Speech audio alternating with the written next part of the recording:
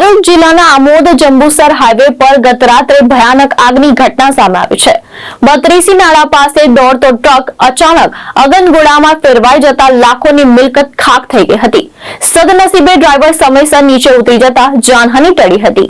ભરૂચ જિલ્લાના આમોદ અને જંબુસરને જોડતા નેશનલ હાઈવે 64 પર ગત રાત્રે દોડતો એક ટ્રક અચાનક ભીષણ આગની લપેટમાં આવી ગયો હતો।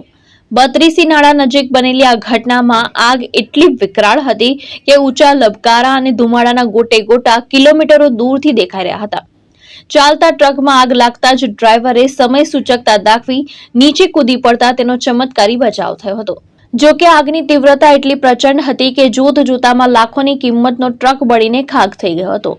ઘટનાની જાણ થતાં જ ફાયર વિભાગનો કાફલો તાત્કાલિક સ્થળ પર દોડી આવ્યો અને ભારે જહેમત બાદ આગ પર કાબુ મેળવ્યો હતો। આગ ઓલવવાની કામગીરી દરમિયાન સુરક્ષાના કારણોસર હાઈવે પરનો ટ્રાફિક થોડા સમય માટે અટકાવી દેવાયો હતો, જેના કારણે વાહનોની લાંબી કતારો લાગી ગઈ હતી। પ્રાથમિક તપાસ મુજબ શોર્ટ સર્કિટ અથવા ટેકનિકલ ખામીને કારણે આગ લાગી હોવાની આશંકા વ્યક્ત થઈ રહી છે। હાલ પોલીસ દ્વારા આગ લાગવાનું ચોક્કસ કારણ જાણવા વધુ તપાસ હાથ ધરવામાં આવી છે। કેતન મહેતા, દ્રષ્ટિકોણ ન્યૂઝ, ભરૂચ।